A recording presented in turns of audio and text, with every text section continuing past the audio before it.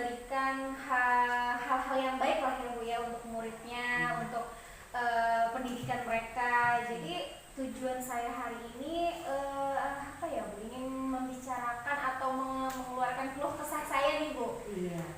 Tentang apa-apa aja sih permasalahan saya di kelas atau kendala-kendala saya dalam mengajar di kelas.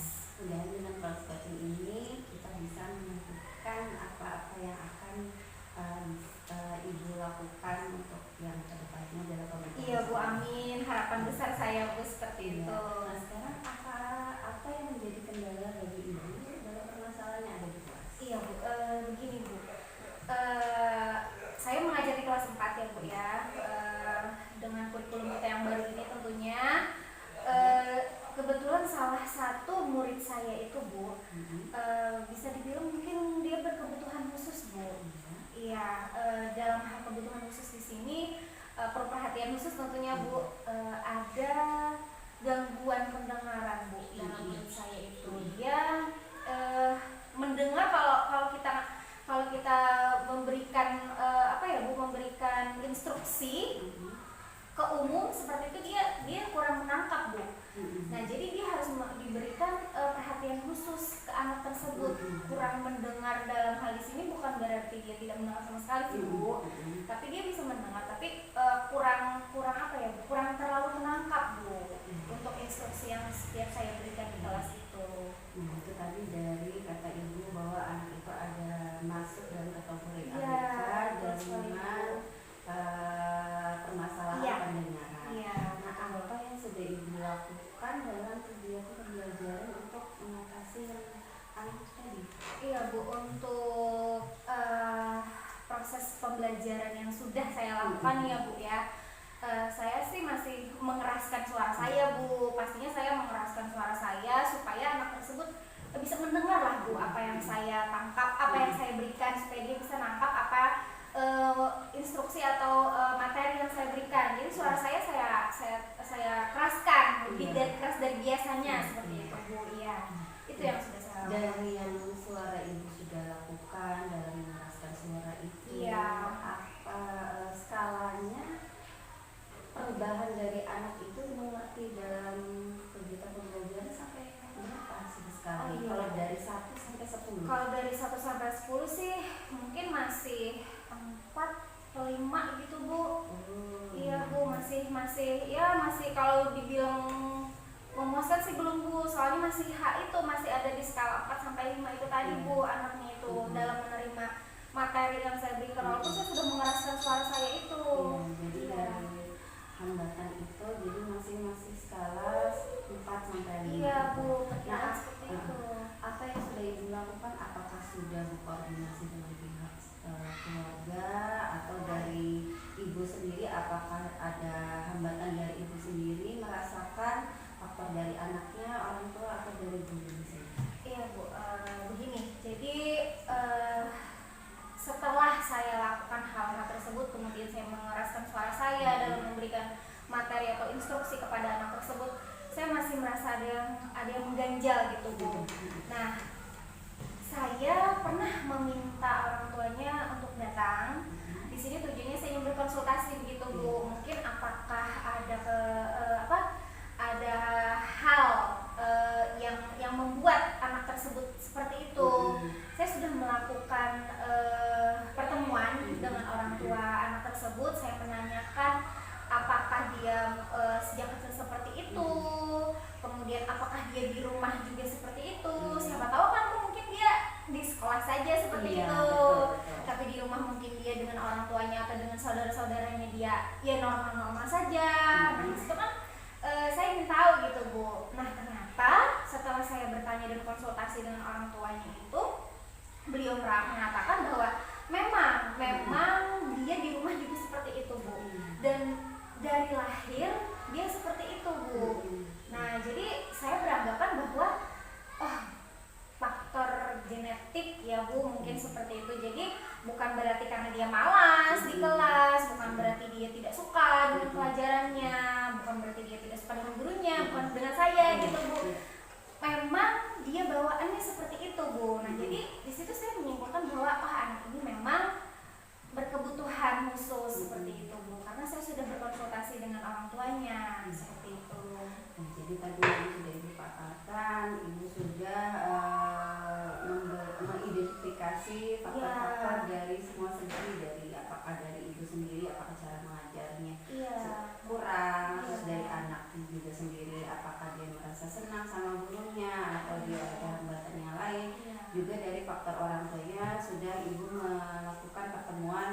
dengan cara berkonsultasi. Iya Bu, sudah Apakah dari pihak orang tua ini juga ada konsultasi dari pihak medis atau puskesmas, tenaga yang lain, bagaimana?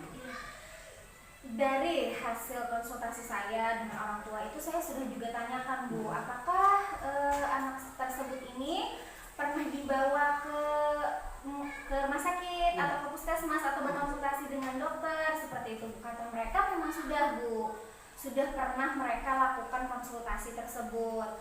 Memang Bu ada anjuran dokter untuk tindakan lebih lanjut, tapi ya mungkin kendala waktu dan ekonomi mungkin Bu dari mereka sehingga anak ini tidak bisa dilanjutkan seperti itu Bu, tindakan medisnya Bu gitu. Jadi saya sebagai pendidik ya merasa maklum saja mungkin dengan keadaan keluarga yang tidak bisa memenuhi sehingga anak tersebut belum bisa mendapat tindakan yang lebih khusus dari medisnya seperti itu Bu. Jadi itu dari identifikasi sudah Ibu sudah menyampaikan dari beberapa pihak, dari hambatan-hambatannya juga sudah. Solusi apa yang bisa Ibu munculkan, yang sudah Ibu lakukan selama ini selain tadi mengeraskan suara saya ya Bu. Iya. Setelah dari hasil diskusi itu Bu, kemudian saya identifikasi dengan saya juga mengamati anak ini di kelas, dan ketika istirahat saya amati juga dia berkomunikasi dengan teman-temannya seperti apa, karena dia normal kan Bu ya, jadi dia bermain di area sekolah waktu istirahat itu ya normal-normal saja Bu, hanya pendengarannya saja yang tidak seperti anak-anak yang lainnya. Lalu setelah saya mengamati dia, kegiatan dia di kelas, kegiatan dia di luar kelas, kemudian muncullah apa ya Bu, kayak pemikiran baru saya, strategi saya yang baru dalam bagaimana cara anak ini untuk bisa mengikuti pelajaran seperti teman-temannya Bu. Jadi tidak ada bedanya seperti itu. Jadi selama ini saya setelah dari kegiatan atau tindakan saya yang sebelumnya itu, saya menganggap bahwa skala meningkatnya anak tersebut dalam proses pembelajaran itu masih belum memenuhi standar saya ya Bu. Kemudian saya cari strategi baru Bu. Jadi setiap kali materi atau setiap kali pembelajaran saya taruhlah dia duduk di depan saya Bu. Jadi dekat dengan saya. Nah sehingga anak ini dia bisa mengikuti selain dengan, tapi tetap Bu dengan suara saya yang nyaring daripada biasanya. Kemudian dia melihat gestur saya, melihat gerak bibir saya dengan saya, nada memang saya keraskan Bu, tapi apa ya Bu, vokalnya itu lebih saya pelankan supaya dia bisa menangkap apa sih gerakan dari mulut saya ini, sehingga dia bisa memasukkan ke otaknya seperti Ibu, mencerna apa yang saya sampaikan. Jadi setelah saya dekatkan duduknya dengan saya, kemudian saya fokuskan mulut saya atau gerakan bibir saya ke dia, sehingga dia bisa menangkap setidaknya apa yang materi yang saya sampaikan Bu. Itu sih Bu yang sekarang ini saya lakukan. Jadi itu yang strategi yang akan Ibu lakukan nanti kedepannya. Nah, bagaimana dari faktor anaknya dengan perubahan dari strategi yang sudah dilakukan dia? Alhamdulillah Bu, dia lebih lebih fokus. Pertama karena dia merasa bahwa ada perubahan seperti itu Bu, dan ada perubahan dan ada strategi baru nih yang saya berikan. Jadi dia alhamdulillah dalam menjawab soal ataupun dia dalam mendengarkan saya ketika menyampaikan materi, dia lebih fokus.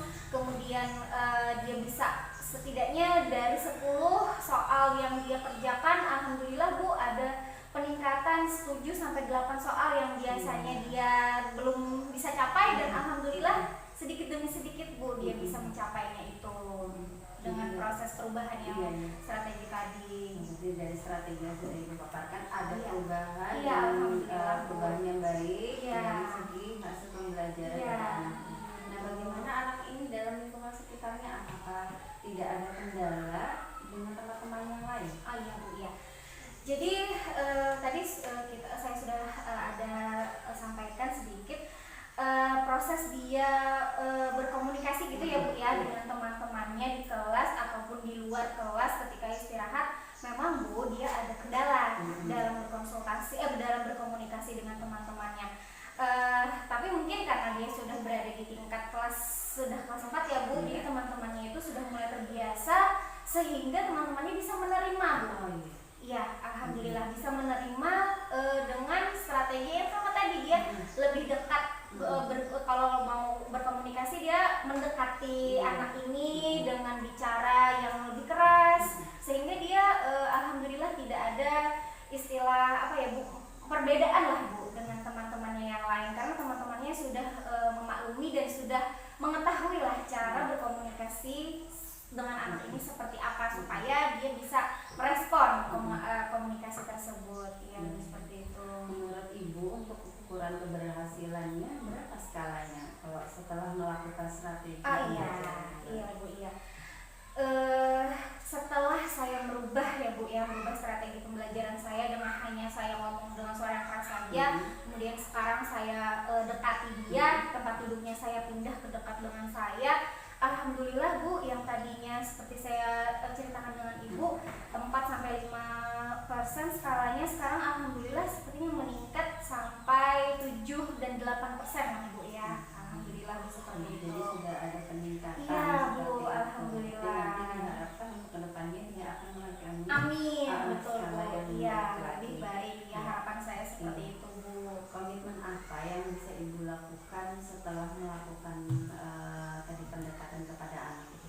Iya. Untuk kedepannya. Kedepannya ya Bu ya, komitmen saya tentunya sebagai pendidik ya Bu, seperti tadi sudah kita bahas, ingin sekali bagaimana peserta didik ini dia bisa mendapatkan kualitas pendidikan yang baik, sehingga sebelum itu saya harus berkomitmen dulu nih dengan diri saya nih, agar apa yang sudah saya lakukan sekarang ini saya pertahankan Bu.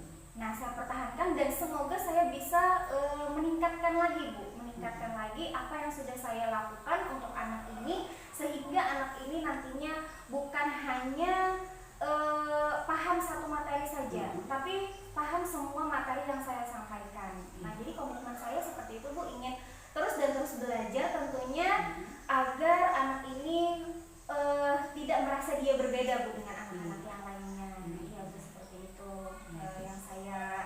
Komitmen saya lah di dalam diri saya seperti itu. Siapa saja yang bisa membantu Ibu dalam mencapai sebuah komitmen itu? Iya. Tentunya sebagai pendidik dan warga yang di sekolah ini, karena kita berada di lingkungan sekolah ya Bu, tidak mungkin hanya guru saja yang dapat merubah atau menjalankan strategi tersebut. Pastinya saya ingin sekali dibantu dengan warga sekolah, terutama kepala sekolah, kemudian rekan-rekan kerja saya, dan pastinya anak-anak didik saya juga, dan seperti itu. Dan penting juga menurut saya orang tua Bu. Iya, orang tua sebagai penerus ketika dia nanti pulang dari sekolah, otomatis kan Bu dia pulang ke rumah, sehingga harapan saya orang tua pun juga saya ingin minta bantuan, saya ingin libatkan lah Bu seperti itu semua, agar apa yang sudah kita rencanakan itu bersinergi Bu dengan orang tua di rumah seperti itu. Ya, memang paling penting adalah keterlibatan dari orang tua, karena itu pemantau yang dari di rumah. Iya, memang fungsinya kerja sekolah, seluruh warga sekolah memang bekerja sama, tapi faktor yang utama juga penting dari kerjasama di lingkungan rumah ya Bu ya. Baik. Nah, untuk sekarang bagaimana nanti tindak lanjutnya setelah melakukan strategi yang baru itu? Iya Bu, untuk tindak lanjutnya pertama pasti saya akan berusaha untuk konsisten Bu, konsisten dengan apa yang sudah saya lakukan, yang sudah saya strategi pembelajaran yang sudah saya lakukan, konsisten pastinya. Kemudian pasti saya juga akan kembali berkonsultasi dengan orang tuanya, apakah dia ada perubahan, dan saya pasti meminta orang tuanya untuk bekerja sama.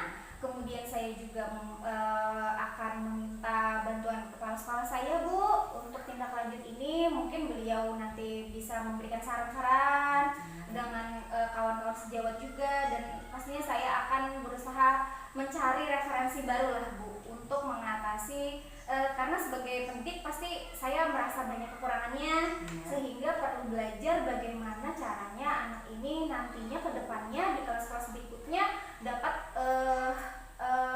mendapatkan pendidikan atau mendapatkan pembelajaran yang memenuhi keinginannya seperti itu. Amin. Ya, sebagai pendidik lebih baik ke depannya ya. Amin Bu, ya terima kasih sekali. Nah, bagaimana nih sekarang setelah di coaching ini? Iya. Iya Bu, ya. Yang tadinya saya masuk penuh dengan unek-unek nih Bu ya, ketika sebelum saya datang ke sini, ketika saya di sekolah, di kelas pun, di kantor pun saya rasa saya hikmahnya di mana begitu ya Bu ya. Kok rasa dia mengganjal, rasa tapi nggak tahu ini harus gimana seperti